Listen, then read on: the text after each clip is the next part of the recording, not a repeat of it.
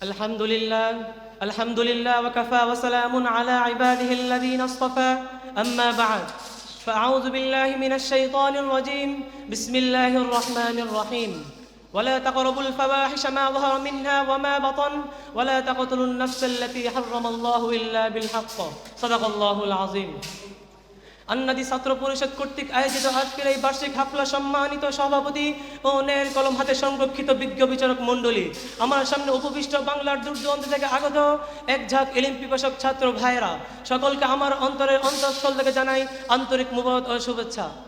আজকে আমার বিষয়বস্তু হচ্ছে সংস্করণ মহানবী সাল্লাল্লাহু আলাইহি ওয়াসাল্লামের যুগান্তকারী ভূমিকা ও আমাদের করণীয়।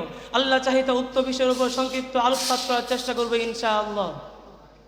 প্রিয় উপস্থিতি, যখন অন্ধকারে ঘনঘটা সর্বরকমের পাপের বিভীষিকা নিয়ে নেমে এসেছিল এই বসুন্ধরায়, শয়তানের তাণ্ডবলীলায় পৃথিবীর প্রতিটি কোণা অলিগলি পর্যন্ত কালুষিত ও অন্ধকার হয়ে পড়েছিল, সারা জগৎ জুড়ে পাপের তাড়নায় অস্থির হয়ে পড়েছিল, তখন সেই সময় প্রেমের রাজ্য প্রতিষ্ঠা করার জন্য মহান প্রতিপালক মহান স্রষ্টা প্রেরণ করলেন হযরত মুহাম্মদ সাল্লাল্লাহু আলাইহি ওয়াসাল্লামকে এই পৃথিবীর কেন্দ্রস্থল আরব উপদ্বীপে।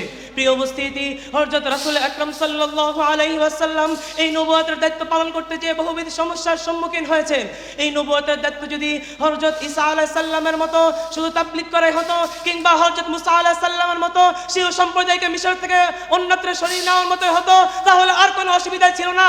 কিন্তু সর্বশেষ ও সর্বশ্রেষ্ঠ নবী হযরত মুহাম্মদ সাল্লাল্লাহু আলাইহি ওয়াসাল্লামের কর্তব্য ছিল যে নিজের অগ্রতা থেকে সমগ্র আরব তথা সমগ্র বিশ্বের প্রতিটি এলাকাকে ইসলামের শরীয়তের আলোকে আলোকিত করা। প্রিয় উপস্থিতি, সমাজের মধ্যে খুন, দর্শন, রাজনীতি, মিথ্যা, খেয়ানত, সহজত অপকর্ম, অনৈতিক কর্মকাণ্ডগুলো তখনকার সমাজে পরিচালিত ছিল। সেসব কাজ থেকে মহানবী সাল্লাল্লাহু আলাইহি ওয়াসাল্লাম মানুষদেরকে বিরত রাখার জন্য আপ্রাণ চেষ্টা চালিয়ে গিয়েছেন।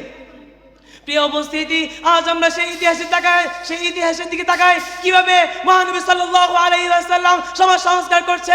আজ আমাদের সমাজের মধ্যে কি অবস্থা? আমাদের সমাজের মধ্যে জুলুম, অত্যাচার, নির্যাতন দিয়ে ভরে গিয়েছে। আমাদের সমাজের মধ্যে অশ্লীলতা, বেহায়াপনা দিয়ে ভরে গিয়েছে।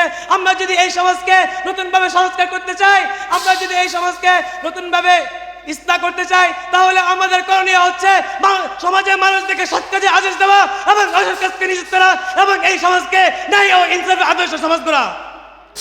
প্রিয় উপস্থিতি, ন্যায় ও ইনসাফের আদর্শ সমাজকে টিকিয়ে রাখার জন্য এই নীতির কোনো বিকল্প নেই।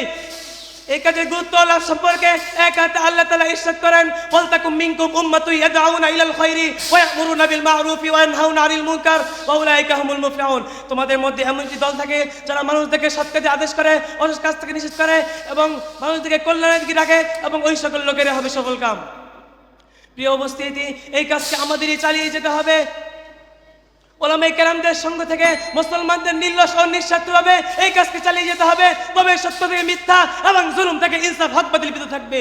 প্রিয় উপস্থিতি, এই কথা থেকে বোঝা যাচ্ছে সমাজের মানুষদেরকে সৎ কাজে আদেশ দিতে হবে, সমাজের মানুষদেরকে ইসলামের দিকে দাওয়াত দিতে হবে, সমাজের মানুষদেরকে আলোর পথে আনতে হবে। প্রিয় উপস্থিতি, সমাজের মধ্যে যে সকল নাস্তিকরা ইসলামকে মুছে ফেলা দেওয়ার চেষ্টা করবে, যে সকল নাস্তিকরা ইসলামের মধ্যে বিশৃঙ্খলা করার চেষ্টা করবে, যে সকল নাস্তিকরা আল্লাহর দ্বীনকে নিয়ে, আল্লাহর কোরআনকে নিয়ে, আমার নবী, তোমার নবী, বিশ্ব নবী হযরত মুহাম্মদ সাল্লাল্লাহু আলাইহি ওয়াসাল্লামকে নিয়ে কুরুক্তি করবে, তাদেরকে এই আল্লাহর জমিনে টুকরা টুকরা করে বঙ্গোপসাগরে ভাসিয়ে দিতে হবে।